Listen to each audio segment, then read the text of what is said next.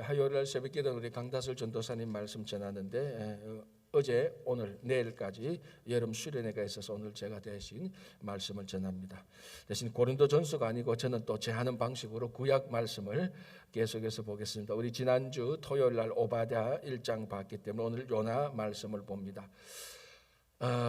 요나서도 구약 성경에서 아주 독특한 그런 메시지가 있고, 뭐 우리는 요나서를 잘 알기 때문에 이게 왜 독특한지 다 아는 내용이라고 이렇게 생각할 수 있지만, 구약 성경하고 구약 성경을 쭉 보고 구약 성경에서 나타난 중요한 하나님의 마음, 특별히 이방인들을 향한 하나님의 마음, 그리고 그 이방인들을 어떻게 구원하고자 했던 하나님의 구원 방식, 다른 말로 하면 하나님의 선교 방식, 그것이 가장 독특하게 드러난 것이 요나입니다. 사실 요나는 그 하나님의 선교 방식, 구원 방식만 보자면은 신약으로 와야 되는 겁니다. 그 내용이 쉽게 말하자면은 먼저 결론부터 말씀드리자면은 우리 구약에서는 하나님께서 열방을 구원하시고자 하는 방식을 이스라엘을 세워놓고, 아니 이스라엘을 선택해놓고, 그래서 이스라엘을 가나안에 하나님께서 세팅해놓고, 그래서 하나님께서 이스라엘 백성들을 가나안 약속의 땅에 세팅해놓고 이스라엘 백성들을 생육하고 번성하도록 하고 율법을 주어서 다른 주변의 열방들하고 완전히 구별해서 다르게 하나님께서 이스라엘 민족들을 양육하시고 돌보셨습니다. 그걸 우리가 선민이라고 말을 합니다. 그리고 주변의 열방들이 이스라엘을 보면서 저 이스라엘 백성들은 우리하고 다르구나, 어떻게 저렇게 살 수가 있지? 야, 우리도 저렇게 살아보자. 그래서 열방에 있는 사람들이 전부 다 이스라엘로 모이도록 한 것입니다. 그래서 우리가 시편이나 이런 데 보면 하나님께서 시온을 세우시고 시온의 모든 민족들이 모여들도다. 그래서 모범되는 국가를 세우시고 주변의 사람들을 모아서, 그래서 그 열방들을 하나님께서 구원하시는 방식을 썼죠. 그래서 우리가 이런 것을 구심적인 선교라고 말을 하죠. 구심력이 중간에 있고 이 구심력을 중심으로 해서 양사방에서 모여드는 그것이 구약에서 나타난 하나님의 구원 방식이었습니다. 항상. 그래서 늘 시온이 우주의 지구와 우주의 중심이었습니다. 그래서 이스라엘 백성들이 디아스포라 전 세계에 흩어져 있어서도 이미 구약 때 그 예루살렘, 하나님께서 선택한 예루살렘 시온, 거기에 늘 순례하러 오는 겁니다. 왜? 그곳이 신앙의 중심이고 하나님께서 원하시는 구원의 중심이기 때문에. 그래서 이스라엘 백성들이 밖에서도 그 절기 때마다 시온에 오고 가는 거죠.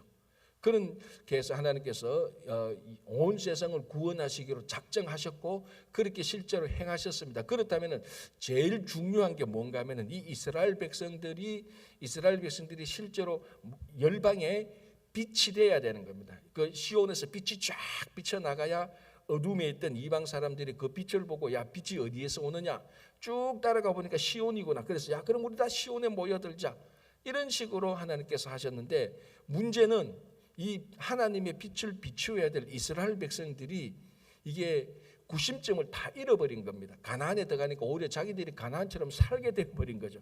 그러니까 이 열방들을 하나님의 말씀이, 그래서 율법이 중요한 겁니다. 그 열방들을 끌어당길 수 있는 그 힘, 이스라엘 백성들에게 열방 어둠에 있는 진짜 참 창조주를 모르고 있는 이스라엘 백성들을 끌어당길 수 있는 이 선민의 능력이 율법으로부터 나오는 겁니다. 율법대로 지키고 율법대로 살 때, 그래서 하나님께서 율법을 지키는 사람들에게 100대, 1000대, 만대까지 복을 주시겠다고 한 겁니다. 그래서 율법대로 살아서 열방 사람들을 쭉 끄집어 모아서 이스라엘 중심으로 모아야 되는데, 문제는 이 이스라엘 백성들이 하나님의 말씀대로 못 사니까, 율법대로 못 사니까 힘을 다 잃어버린 거예요. 그 구심점이 없는 거예요. 오히려 그 가나안 땅에서 살면서 오히려 가나안 사람처럼 살게 되고, 그래서 하나님의 구약에서 나타난 하나님의 구원 방식, 선교 방식은 우리가 선교적으로 볼 때 하나님께서 그런 방식을 이제 바꾸시는 겁니다. 뭐 이걸 실패했다 그런 차원이 아니고 하나님께서 그런 선교 방식을 바꾸셔서 이 땅에 예수님께서 오셔서 예수님께서 제자들을 양육해서 어떻게 합니까? 이 제자들을 세상에 보내는 겁니다. 이제는 이 제자들을 보고 다른 이 세상의 사람들이 제자들을 보고 모여라, 이게 아니고 제자들 이제 너희들이 가라, 너희들이 또 온 세상으로 가라. 그게 마태복음 28장에 나타난 그 지상 명령입니다. 너희는 온 세상에 가서 모든 족속에 가서 내 이름으로 세례를 주고, 그때는 다 불러 모아가지고, 우리 구약식으로 하면 다 불러가지고 세례를 줘야 되는데, 이제 예수님께서는 제자들을 키워서 너희들이 다 세상으로 가서 그 사람들을 찾아가서 만나서 세례를 주라. 그래서 이게 퍼져나간다고 해서 원심적인 선교라고 이렇게 말을 합니다. 사실 이렇게 보면 여러분, 구약에 나타난, 신약에 나타난 선교 다 배운 거예요. 다 배웠어요. 그 중요한 건 다 배웠어요. 한 5분 걸렸나요? 이게 끝이에요. 구약과 신약에 나타난 하나님의 선교 방식, 구원 방식은 이게 다 크게 보면. 그런데 독특하게 구약의 요나서는 구약에서 하나님께서 이스라엘 백성들을 모은 이런 구심적인 이런 선교 방식이 아니고, 신약에서 한 것처럼 요나가 찾아갑니다. 니느웨로. 아니, 하나님께서 찾아가라 그랬죠. 그런데 거기에 적응되지 못한, 그리고 그런 하나님을 이해하지 못한, 아니 우리말로 하면 그렇죠. 왜 우리가 찾아갑니까? 자기들이 와야죠. 여기가 시온 아닙니까? 와야죠. 그리고 니느웨로 가라고요. 그것도 아니, 이 세상에서 제일 좋은 곳이 있다 할지라도 가라 그래도 갈까 말까인데 그 니느웨로 가라고요? 두 가지가 걸리죠. 니느웨라는 장소, 그리고 가라고요? 이거 가는 거 없었잖아요. 우리말로 하면은 자기들이 와야 되지 않습니까? 니느웨 사람 원수지만 와야죠. 그게 이제 하나님께서 그러지 말고 너가 니느웨로 가라. 그게 요나서의 핵심인데, 요나가 거기에 실패하는 거죠. 그래서 요나는 구약에 나타난 어떤 선지자나 어떤 책보다 이런 면에 있어서 가장 유니크한 그런 말씀을, 메시지를 우리들에게 주는 겁니다. 자, 이 큰 흐름을 보고 한번 보겠습니다. 1절. 이 요나는 어디적 사람인가 하면 우리 요거 먼저 봐야 되죠. 1절에 여호와의 말씀이 아미떼의 아들 요나에게 임하니라. 아미떼의 아들 요나. 자, 이게 지금 어느 시대 어느 시대 사람인지 지금 요것만 봐서는 알 수 없습니다. 그래서 학자들이 요나가 실제로 어느 시대 사람인가 여러 가지 이론들이 있는데, 제일 많이 인정받고 있는 사실은 요나가 북이스라엘의 여로보암 2세 때 선지자였겠다라고 그렇게 추정을 합니다. 확실은 아니고. 자, 그러면 우리가 이미 앞에서 봤던 여로보암 2세 때에 활동했던 선지자로 추정되는 사람이 이미 아모스도 있었고 호세아도 있었고 요나도 있었고, 그러니까 사실 이 세 명의 선지자는 거의 같은 시대다라고 보는 주석가들이 되게 많습니다. 그런데 실제로 요나에게 있어서는 우리가 아모스와 호세아 선지자는 이게 여로보암 2세 때 선지자였던 그 사실이 굉장히 중요합니다. 왜? 메시지가 전부 다 그 시대를 배경으로 하고 메시지가 나가기 때문에 아모스나 호세아를 알 때는 여로보암 2세 때 상황이 그래서 이 아모스가 호세아가 이런 메시지를 전했구나. 그래야 그 메시지의 원뜻을 아는데, 요나는 사실은 쉽게 말해서 요나가 어느 시대 사람인지 정확히 몰라도 괜찮아요. 왜? 요나는 어차피 북이스라엘을 떠나서 니느웨로 가야 되니까 그 니느웨 상황이 사실은 더 중요한 것이죠. 자, 그래서 대체로 여로보암 2세 때 선지자였다라고 추정을 하고 우리가 그걸 인정하고 그렇게 가겠습니다. 하지만 이게 요나 메시지에 결정적으로 중요한 건 아니니까요. 자, 다시 1절. 여호와의 말씀이 아미떼의 아들 요나에게 임하니라.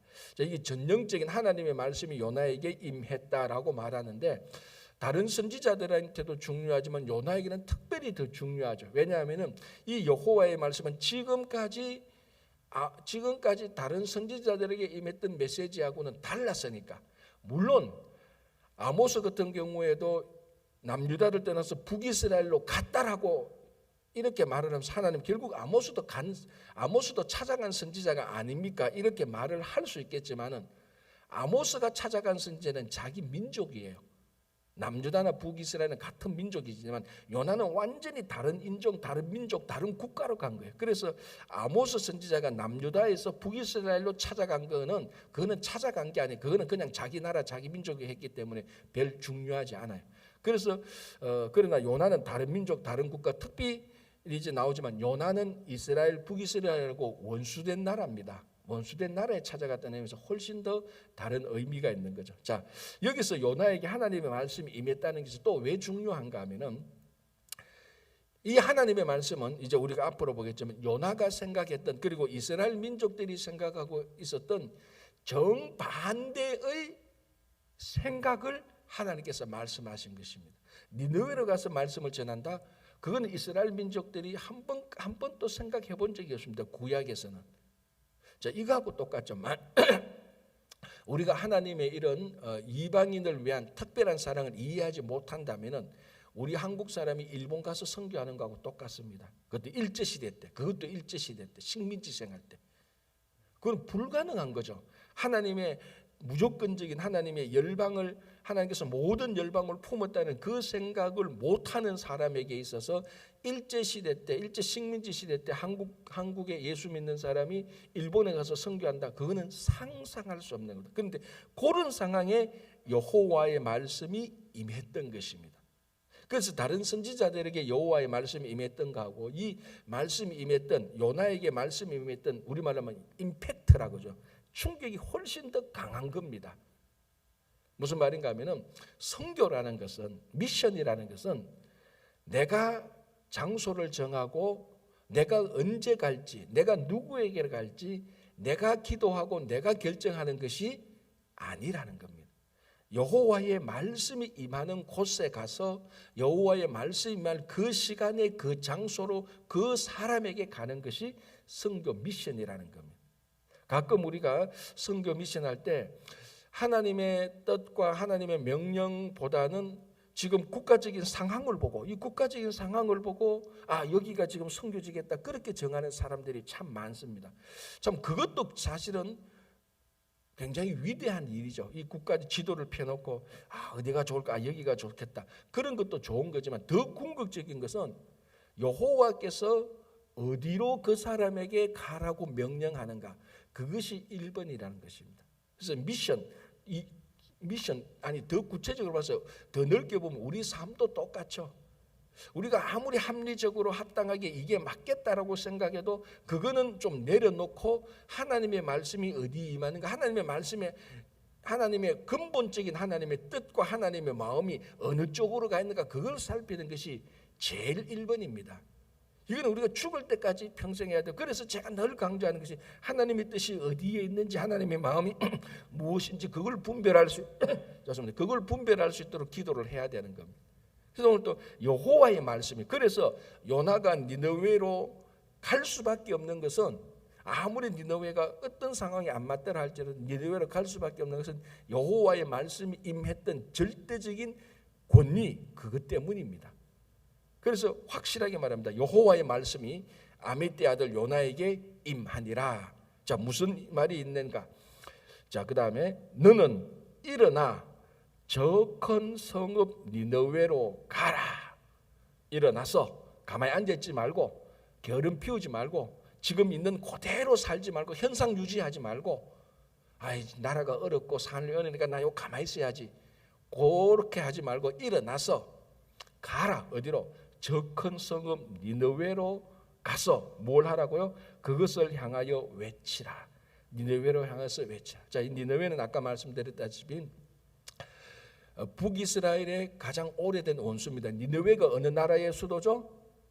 아수르의 수도입니다. 결국 나중에 이 북이스라엘이 아수르에게 망하게 되는 겁니다. 나중에 우리가 우리 요나가 여로보암 2세 때 선지자라고 추정한다면은 결국 북이스라엘이 아수르 니느웨가 수도는 아수르에게 가서 전했는데 그 말씀을 전했는데 결국 나중에 이 아수르가 이스라엘을 침략하는 그런 일이 있는 그러니까 이 원수밖에 될 수밖에 없는데 복음을 전했던 원수가 나중에 북이스라엘을 침략하는 그런 꼴이 되는 겁니다. 나중에 본다면은 자 그리고 그래서 니느웨는 북이스라엘의 원수된 나라입니다. 그리고 우리가 이 성경을 쭉 찾아가 보면은 창세기 10장 12절에 처음으로 니느웨라는 곳이 언급되는데 이 니느웨가 누구 밑에 있는가 하면 니모롯이라는 사람 밑에 있습니다. 니모롯은 누구죠? 니모롯이 혹시 그 누군지 아십니까? 니모롯 세계 최초의 사냥꾼. 이 사람이 누구의 자손인가 하면은 함의 자손입니다. 함. 그래서 창세기 10장을 보면은 노아의 세 아들 셈, 함, 야벳 할 때 함이 노아에게 무슨 일을 했죠? 아버지가 술 마시고 누드로 자고 있는 것을 그 아버지의 하체를 보고 그 부끄러움을 덮어줘야 되는데 셈과 야벳을 데리고서 아버지의 수치를 드러내 버렸습니다. 그래서 하나님께서 함과 가나안을 저주를 한 거죠. 그래서 우리 보통 함은 저주받은 자손이다라고까지 얘기를 합니다. 거기에는 좀 문제가 있지만 어쨌든 우리가 크게 보고 그 함의 자손이 가나안이고 가나안의 자손이 니므롯이고 니므롯이 바로 건설한 도시가 이 니느웨입니다. 그리고 쭉 올라가면 노아의 시선으로 보면은 니느웨는 자기가 저주한 아들의 땅입니다. 그리고 그러니까 이런 것들을 우리가 생각할 수도 있는데 선지자들이나 이런 사람들이 이런 것들을 충분히 고려할 수도 있는 것이죠. 자, 우리도 지금 생각해보면 저기 만주가 원래 우리나라 땅이었니 아니었니, 대마도가 조선 땅이니 일본 땅이 아니었니, 이 땅에 관해서 얼마나 관심이 많습니까? 그러니까 저 멀리 저 먼 땅 니느웨는 이미 노아 때는 셈, 함, 야벳 있을 때 함의 자손들이 영향을 끼쳤고 그 최초의 선인은 니므롯이 끝까지 다 건설한 그런 땅이었습니다. 그리고 이스라엘 백성들의 관점으로 볼 때 이 니느웨라는 곳은 역사적으로 역사 경험적으로 자기들의 원수된 땅이고 이 땅의 오리진의 근원으로 이 오리진으로 보면은 저주받은 땅이라고 볼 수 있는 겁니다. 그러니까 이 니느웨는 가려고 해도 좋아하려고 해도 좋아할 수 없는 땅과 인종이에요. 이스라엘 백성들을 볼 때. 자, 이런 의식이 가장 민감한 사람들이 누군가 하면 그 시대의 선지자들입니다. 그 시대의 선지자. 일반 백성들보다 훨씬 더 그런 부분에 센시티브한 사람들이 선지자인데 그런 선지자에게 하나님께서 니느웨로 가라고 말하니 이 요나의 마음이 어떻겠습니까? 속 터지는 거죠. 자, 그래서 보십시오. 2절에 너는 일어나 저 큰 성읍 니느웨로 가서 그것을 향하여 외치라. 자, 왜 그러면은 하나님께서 니느웨로 가라 하고 하니까 그 이유가 있어야 될 것 아닙니까? 물론 성경에 어떨 땐 이유 없이 하나님께서 가라고 하는 부분도 있지만 그러나 요나에게는 친절히 그 이유를 설명합니다. 왜 요나 너가 니느웨로 가야 될지 설명을 합니다. 자, 뭡니까? 그 악독이 내 앞에 상달되었음이니라 하시니라. 자, 니느웨의 악독이 하나님에까지 상달되었다. 그러면은 요나 같은 경우는 하나님 잘 됐네요. 원래 하나님의 뜻대로 하면 어떻게 해야 된다고요? 심판하면 되지. 왜 나를 보냅니까? 그거 아니에요? 그렇잖아요. 이 악독이 지금 하나님 악독이 가득 찼습니다. 하나님 원래 악독이 가득 찰 때는 하나님 방식으로 그네들을 심판하는 게 하나님의 뜻 아닙니까? 그런데 왜 나를 보냅니까? 우리는 충분히 그런 질문을 할 수 있습니다. 자, 그러면 이 악독이 하나님 앞에 상달되었다라는 이런 부분들이 어디에 나오는가 하면은 우리 창세기 한번 봅시다. 창세기 노아 때 창세기 6장 5절 우리가 잘 아는 구절인데 한번 더 봅시다. 그래도 요나를 보면서 창세기 6장 9절. 자, 요나 1장에다가 우리 또 금방 돌아올 수 있도록 표시해 놓고 창세기 6장 5절 보겠습니다. 자, 우리 잘 아는 구절인데요. 제가 다시 한번 더 읽어볼게요. 창세기 6장 5절. 노아 시대 때입니다. 노아 시대 때 이렇게 되어 있습니다. 여호와께서 사람의 죄악이 세상에 가득함과 그의 마음으로 생각하는 모든 계획이 항상 악할 뿐임을 보시고. 자, 같은 내용이죠. 아까 요나서 1장 2절에 그 악독이 하나님 앞에 상달되었다라는 것하고 6장 5절에 그 사람의 죄악이 세상에 가득했고 그의 마음으로 생각하는 모든 계획이 항상 악할 것을 보았다. 같은 지금 이 죄의 농도와 죄의 정도와 이 죄가 퍼진 상황이 노아 때하고 이 니느웨 때하고 똑같습니다. 자, 그럼 이럴 때 하나님께서 어떻게 행하셨는가? 다시 창세기 6장 6절. 땅 위에 사람 지었음을 한탄하사 마음에 근심하시고 이르시되 내가 창조한 사람을 내가 지면에서 썰어버리되 사람으로부터 가축과 기는 곳과 공중의 새까지 그리하리니 이는 내가 그것들을 지었음을 한탄함이라 하시니라. 그러나 노아는 여호와께 은혜를 입었더라. 자, 이 엄청난 지금 노아 시대 때 악독이 하나님 앞에 상달되었습니다. 니느웨 때 똑같습니다. 그래서 하나님께서 노아 시대 때는 이 사람을 창조한 것을 한탄하고 후회했습니다. 그럼에도 불구하고 하나님께서 노아를 선택합니다. 왜 노아를 선택하죠?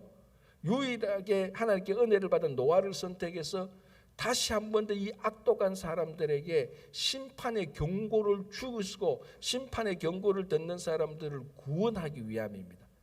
그래서 이때부터 이제 노아가 홍수가 난다는 사실을 온 세계에 전파하면서 실제적으로 방주를 만들기 시작합니다. 어떻게 보면은 우리가 구약 때 우리가 이미 앞에서 봤던, 이미 우리는 앞에서 이사야, 예레미야, 에스겔, 다니엘 다 봤기 때문에 제가 이런 말을 합니다. 이사야, 예레미야, 에스겔의 상징 행위와 같은 겁니다. 선지자가 자기가 한 말을 안 들으니까 사람들이 어떻게 했다고요? 그 일어날 일을 자기가 상징으로 자기 몸으로 이상한 행동을 했잖아요. 막 밤에 행구 가지고 나와서 막 이사 가고 하는 거. 이 나라가 이렇게 망할 것이, 나라가 망한다는 거 안 들으니까 너희들이 나중 되면 이렇게 이런 일이 일어날 거라 그렇게 상징 행위를 한 겁니다. 그래서 어떻게 보면 노아도 이 방주를 만든 것이 큰 홍수가 나서 심판할 것이다 말하니까 안 들으니까 죄악이 가득한 그 땅에 이 말을 들을 리가 없죠. 그래서 어떻게 보면 방주를 만들어서 하나님의 메시지가 있다는 것을 실제로 행위로 보여줬지만 그 시대 사람들은 안 들었습니다. 자, 이런 맥락에서 자 다시 요나서로 돌아오겠습니다. 우리가 표시해놓은 거로 다시 돌아오면은 요나서의 2절에 그 악독이 내 앞에 상달되었습니다. 자, 창세기의 패턴을 보면 하나님께서 이 악독을 보고 뭐 해야 됩니까? 노아를 부르기 전에, 그러니까 이 상황에서는 니느웨의 악독함을 보고 요나를 부르기 전에 하나님께서 심판하시기로 작정하고 썰어버기로 작정한 마음을 하고 저 니느웨를 내가 만든 것이 후회했구나 그런 마음이 있었는데 그런 마음은 없습니다. 그러나 똑같은 맥락은 뭡니까? 노아 시대 때 노아를 부른 것처럼 이제는 요나를 부르는 겁니다.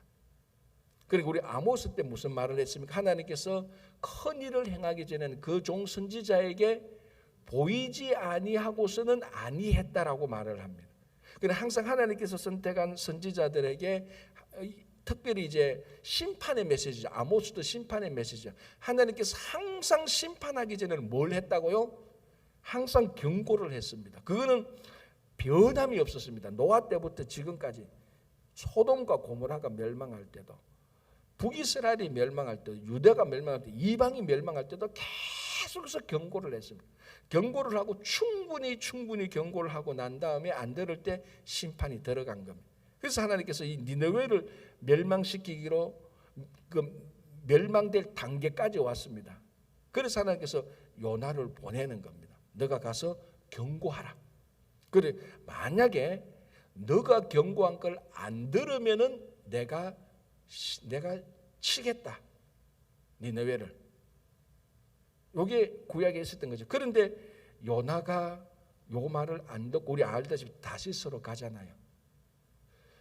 왜 요나가 다시스로 갔을까요? 이제 오늘 1장을 읽어서는 정확히 모르는데 나중에 보면 아는데 하나님은 사랑의 하나님인 걸 요나가 알았기 때문에 내가 가서 니느웨에 가서 하나님이 심판의 경고를 하면은 하나님께서는 이 사랑으로 니느웨에게 정확히는 모르겠지만 어쨌든지 니느웨에 하나님의 사랑이 작동될 것이라는 것을 요나가 안 거예요. 그래서 이 원수된 나라, 이 저주받은 땅, 여기 내가 가서 하나님의 메시지를 선포하면 이 메시지를 하나님께서 매개체로 해서 하나님의 사랑이 작동할 거다. 나 그거 싫어. 내가 그러면 경고 안 하면 되지. 그래서 도망을 가는 겁니다. 오늘 1장에서는 알 수 없어요. 하여튼 그런 게 있어요. 나중에 이제 3장 갈 때 보겠지만. 자, 이제 그런 상황이 되었습니다. 자, 3절. 자, 이런 이제 요나의 메시지, 하나님의 명령에 요나가 어떻게 리스판스를 보이냐. 요나의 첫 번째 반응, 하나님의 명령의 반응, 니느웨로 가라는 하나님의 명령의 반응에 요나가 어떻게 보였느냐. 3장 1절. 그러나 요게 요나의 핵심적인 반응입니다. 그러나, 자, 그러나가 뭡니까? 우리 이거 중학교 때 배웠나요? 앞과 뒤에 일어나는 행동이 상반될 때 사용하는 접속사. 그 문법을. 그러나는 앞에서 일어났던 일이 그대로 이어지는 말을 사용할 때 쓰는 접속사가 아닙니다. 반대되는 일이 일어날 때 쓸 때 그러나죠. 자, 하나님의 명령이 뭡니까? 니네로 가서 말씀을 전하라. 그러나 이 하나님의 명령을 지금 역전시키는 거예요. 누가? 요나가. 하나님의 명령에 그러나로 반응을 하는 겁니다. 하나님의 명령에는 그러나가 있어야 됩니까? 없어야 됩니까? 하나님의 명령에는 그러나가 없어야 되죠. 하나님의 명령에는 항상 무슨 접속사가 나와야 됩니까? 그리고 하나님께서 니느웨로 가라 말씀할 때는 어떻게 나와야 됩니까? 그리고 요나가 니느웨로 갔더라. 이게 원래 하나님의 명령에 순종하는 사람들의 모습이에요. 그런데 요나는 니느웨로 가라는 하나님의 말씀에 첫 번째 반응이 접속사로 나옵니다. 그러나 이 내용은 안 봐도 뻔합니다. 갈까요? 안 갈까요? 안 가죠. 그러나니까 상반된 내용이 나오니까. 그러나 요나가 여호와의 얼굴을 피하려고 일어나. 요게 또 나오죠. 왜 그러면 요나는 그러나로 반응하냐? 여호와의 얼굴을 피하려고. 자, 이게 여호와의 얼굴이 있다는 것은, 여호와의 얼굴이 우리에게 비친다는 것은 하나님께서 우리와 함께한다는 표시입니다. 그래서 대제사장이 이스라엘 백성들을 손을 들어 축복할 때 민수기 6장에 나타나는 대제사장의 축복문에 여호와의 얼굴빛을 우리에게 비추사. 이거는 대제사장이 공식적으로 이스라엘 백성들을 축복하게 하는 엄청나게 거룩한 축복의 문장입니다. 그 축복의 문장에 여호와의 얼굴을 우리에게 비추어 달라. 하나님이 영원히 우리와 함께 해달라는 축복이고, 하나님이 우리와 영원히 함께 할 때는 우리는 아무 걱정도 없다는 겁니다. 그런데 지금 요나가 여호와의 얼굴을 피하려, 하나님의 임재하심을 피하려 가버립니다. 우리 보통 같으면은 니느웨로 가기 싫으면 어떻게 하면 됩니까? 안 가면 되지 뭐. 그렇잖아요. 그냥 가나안 땅에 그 있으면 돼요. 그렇잖아요. 나 가기 싫어요. 하나님께서 니느웨로 가라 그러는데 가기 싫으면 안 가면 돼. 그런데 요나는 얼굴을 피하려고 다른 곳으로 간다는 거죠. 거기에 머물러 있는 것이 아니고 다른 곳으로. 여호와의 얼굴을 피했던 것은, 이 말은 별로 대수롭지 않은데 곰곰이 생각하면 지금 요나가 얼마나 가기 싫은지 그건 충분히 우리가 이해가 됩니다. 야, 이거는 내가 다른 하나님의 명령은 다 들어도 이건 내 들을 수가 없다. 이건 하나님의 명령이 아닌 것 같다. 그렇게 생각할 수 있을 정도, 말할 수 있을 정도로 요나가 지금 굉장히 싫은 거예요. 굉장히 거부감이 돼요. 그래서 여호와의 얼굴이 이 가나안 땅에, 자기가 있는 그 이스라엘 땅에 하나님이 임재하니까 그 하나님의 임재조차도 싫은 거예요. 우리말로 하면은 하나님 내하고 관계 끊어야 되겠습니다. 이제 어떻게 내게 그런 말을 할 수 있습니까? 내가 어떻게 니느웨로 가라고 말할 수 있습니까? 나 하나님한테 너무너무 실망했어요. 나 하나님 그런 분인지 몰랐어요.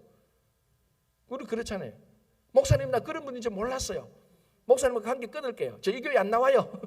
다른 교회 갈게요. 그거 똑같은 거예요. 하나님, 나 하나님 그런 분인지 몰랐다고. 하나님 우리 민족 사랑하잖아. 그런데 왜 니느웨로 가서 말씀을 전하라는 거예요? 내가 하나님을 몰랐는지 하나님이 나를 몰랐는지 어쨌거나 우리 둘이 관계 끊읍시다. 그렇게 어떻게 했습니까? 다른 곳으로 가는 거예요. 그 있는 곳조차도 아니고 의도적인 하나님의 명령에 반역을 일으키는 겁니다. 그래서 여기 이 말이 굉장히 두 번, 세 번 나와. 여호와의 얼굴을 피하여 갔다는 말. 자, 10절 보십시오. 10절에도 나오죠. 자기가 여호와의 얼굴을 피함인 줄을 그들에게 말하였으므로. 자기가 얼마나 큰 죄를 범하고 있다는 것을 고백하는 거예요. 우리 보통 같으면 안 가면 되는데 안 가려고 하니까 여기에 있는 하나님조차도 싫은 거예요. 그래서 제가 얘기했잖아요. 싫으면 그냥 가만히 있으면 됐지. 왜 교회를 떼는 거야? 난 이 교회가 싫어. 그거하고 다른 데로 가는 거하고 똑같은 케이스예요. 그 요나가 그만큼 지금 의도적으로 반역을 하고 명령을 무시하는 겁니다. 자, 3절에 그러나 요나가 여호와의 얼굴을 피하여 일어나 다시스로 도망하려 하여. 다시스는 여러분 지도를 딱 펴놓고 보면은 니느웨는 동쪽입니다. 동쪽 동북쪽에 있는데 크게 보면 동서로 보면 동쪽인데 다시스는 스페인에 있는 지금 말하는 스페인의 도시입니다. 이 당시에 지구상에 이 당시 이스라엘 땅에 있는 사람들이 서쪽으로 끝까지 가면 있는 땅이 다시스라고 생각을 했습니다. 왜냐하면 그때는 지구가 둥근 게 아니니까. 듣고 들었던 말에 의하면 다시스는 서쪽의 끝쪽에 있는 땅 끝에 있는 도시입니다. 요나가 얼마나 하나님의 명령을 싫어했겠습니까? 반대되는 쪽으로 가나안에 있기도 싫어서 떠나는데 반대쪽으로 떠나는 것도 동쪽에 반대 서쪽으로 떠나는 것인데 서쪽 끝까지 가버리려고 작정을 한 거예요. 그리고 뭡니까? 하나님하고 관계 끊는다. 나 이런 하나님 같으면 나 섬기지 않겠다. 내가 속았다. 내가 지금까지 하나님 섬기는데 하나님이 이런 하나님이어서 내가 속았네. 내가 당신을 떠나겠다. 끝까지 다시스 끝까지 가려고 작정한 거예요. 그리고 이제 다시스로 가려고 합니다. 도망하려 욥바로 내려갔더니 욥바가 이제 항구죠. 욥바 이제 배를 타고 다시스로 가야 되니까 갔더니 마침 다시스로 가는 배를 만난지라. 여기도 마침이라는 단어. 여러분 다시스로 가는 배가 그 당시에 하루에 2번, 3번 있는 그런 게 아닙니다. 하루에 한 번 있는 것도 아니에요. 여러분 생각해 보십시오. 그 욥바에 있는 사람이 다시스로 갈 사람이 몇 명이나 되겠습니까? 한 달에 한 번 있을까 말까? 좀 더 우리가 그래도 좀 더 자주 한다 그래도 일주일에 한 번 있을까 말까 한 겁니다. 그런데 이 요나가 욥바로 갔는데 다시스로 가는 배이 마침 한 달에 한 번, 일주일에 한 번 있을까 말까 한 게 마침 그때 딱 있는 거예요. 이 배가 다시스행 배가 요나를 기다리고 있었던 거예요. 그러면 그렇지. 내가 다시스로 가는 게 맞지. 이때 만약에 가서 다시스로 가는 배가 부서졌어요. 다시스로 가는 배가 한 2개월 걸릴 거예요. 아이고 지금 방금 출발했는데 아이 미안하네. 그러면은 이거 다시스로 가는 게 하나님의 뜻이 아닌가? 그렇게 생각하죠. 우리는 상황과 형편을 통해서 하나님의 메시지를 아는 게 많습니다. 물론 하나님께서는 우리들에게 메시지를 전할 때 상황과 형편을 사용합니다. 그런데 많은 성도들이 그 상황과 형편이 하나님의 메시지 자체라고 생각할 때가 많아요. 그게 오판하는 거죠. 하나님의 메시지는 상황과 형편이 아니고 성경 말씀이 하나님의 메시지예요. 이 하나님의 말씀이 상황과 형편을 이용하는 것이지 상황과 형편을 사용해서 하나님의 말씀을 전하는 것이지 상황과 형편 자체가 하나님의 말씀은 아니라는 겁니다. 이거는 예리하게 구별할 줄 알아야 돼요. 딱 가보니까 상황이 100% 들어맞은 거예요. 그러면 그렇지 하나님이 나를 니느웨로 보낼 수가 있나? 니느웨를 가라고 말씀을 하셨지만은 내가 다시스로 가면 다시스로 가는 거지 뭐. 하나님께서 인정하셨네. 이 보라고. 이 다시스로 가는 배에 딱 떨어지게 오는 게 이게 확률적으로 보라고. 100분의 1대도 안 되는 확률이 내가 딱 맞잖아. 얼마나 마음이 기뻤겠습니까? 좋았죠. 내가 니네로 안 가도 된다. 그러면 그렇지 다시스로 가지. 그래서 자 보십시오. 또 여호와의 얼굴을 피하여. 계속 나옵니다. 지금 요나서는 이 요나의 마음속에 있는 근본적인 반역을 계속해서 언급해서 잊지 말라는 겁니다. 의도적으로 하나님께 반역하는 거예요. 여호와의 얼굴을 피하려고 그들과 함께 그 배에 탔는 사람들과 함께 다시스로 가려고 백삭을 주고 자, 이 다시스로 가는 백삭이 많겠습니까? 적겠습니까? 땅끝까지 가는데 돈이 엄청 줘야 되죠. 그 백삭 문제도 그러니까 요나가 다시스로 가는데 아무 문제가 없었습니다. 돈도 좋고 돈도 있고 마침 갈 돈도 있네. 옛날에 한국에서 미국 가려고 하니까 하나님의 뜻인데 비행기 값이 없어서 못 가는데 비행기 값은 다 있고 1년에 한 번 가는 비행기가 마침 딱 가니까 있고 모든 게 만사오케 상황과 형편만 보면 그래서 이제 내일 보겠지만은 배 안에 들어가서 어떻게 합니까? 마음이 편안한 거예요. 하나님의 뜻이다. 내가 하나님의 뜻 가운데 있거든. 편안해서 배 제일 밑에 가서 푹 쉽니다. 마음이 편안하니까 쉴 수 있죠. 자기는 그렇게 생각했으니까. 그래서 오늘 요까지만 보겠습니다. 내일 다시 요 뒤에 보고. 왜냐하면 요나서는요 한 구절 한 구절 이런 것들이 하나님의 말씀을 요나서가 흘러가는 게 너무 중요하니까 좀 더 우리가 자세하게 볼 필요. 오늘 요 3절까지 보고 내일 4절까지 같이 보겠습니다. 그래서 결론적으로 말하자면요. 성교는 하나님의 말씀에 순종하는 것이고 그 말씀에는 하나님의 명령에는 그러나가 없어야 되는 겁니다. 그리고를 해야 되는데 상황과 형편이 참 중요하지만은 상황과 형편 자체가 하나님의 말씀은 아닙니다. 이건 우리가 구별할 줄 알아야 됩니다. 상황과 형편이 안 좋을 때도 하나님의 말씀일 때가 많고요. 상황과 형편이 딱 맞을 때도 하나님의 말씀이 아닐 때가 있습니다. 하나님의 영원한 말씀은 이 성경밖에 없습니다. 그래서 늘 성경을 보면서 하나님의 마음을 아시는 여러분 되시기 바랍니다. 기도하겠습니다. 하나님 아버지 감사합니다. 오늘도 저희들 아침 일찍 일어나 하나님의 말씀을 듣습니다. 요나에게만 그 말씀을 들으면서 혹 우리가 지금까지 하나님의 말씀을 듣고 그 말씀에 그러나로 반응한 적이 얼마나 많은지 되돌아볼 수 있도록 인도해 주시옵소서. 하나님의 명령에 하나님의 말씀에 항상 그리고로 반응할 수 있도록 도와주시고 우리가 상황과 형편이 중요하지만 그 상황과 형편 그 너머에 있는 진정한 하나님의 말씀이 무엇인지 늘 우리가 성경 말씀에 돌아가서 하나님의 뜻과 하나님의 깊은 마음을 알 수 있는 성도들이 되게 하여 주시옵소서. 다시 한번 간구하옵나이다. 우리 중고등부 지금 수련회 중에 있습니다. 수고하신 우리 전도사님 교사들 우리 학생들에게 늘 함께해 주셔서 이번 수련회를 통해서 우리 중고등부 이 자녀들이 믿음과 지혜가 많이 자라고 성숙하고 또 아버지 하나님 또 우리 중고등부가 또 서로 사랑하는 친교의 공동체가 되고 또 그들에게 필요한 기도도 주님께서 꼭 응답하여 주시옵소서. 돌아올 때까지 아무도 다치거나 사고 나거나 아프지 않도록 주님께서 꼭 도와주시고 또 이번 주 토요일 주일에 있을 우리 유초등부, 유치부, 유아부, 초등부, 여름 성경학교에도 함께해 주시고 우리 전도사님 기도로 열심히 준비하고 있사오니 전도사님 그리고 선생님들에게도 함께 하셔서 여름 성경학교를 통해서도 우리 자녀들의 믿음과 지혜와 건강이 성숙하는 계기가 되게 하여 주시옵소서. 9월 10일에서 12일까지 있을 우리 부흥회 위에도 함께해 주시고 이번 부흥회를 통해서 코로나 이 상황 가운데서 교회가 다시 일어서고 교회가 다시 은혜를 받고 교회가 다시 사역을 감당할 것을 결단하도록 도와주시옵소서. 우리 김영만 장로님이와 여러 환우들 간절히 기도 중에 있습니다. 그들의 기도를 들으시고 주님께서 속히 회복시켜 주시고 가정과 일터와 자녀들과 관계와 또 재정의 일들을 위해서 기도하고 있는 모든 기도도 들어주실 것을 믿으며 예수님의 이름으로 기도하옵나이다. 아멘.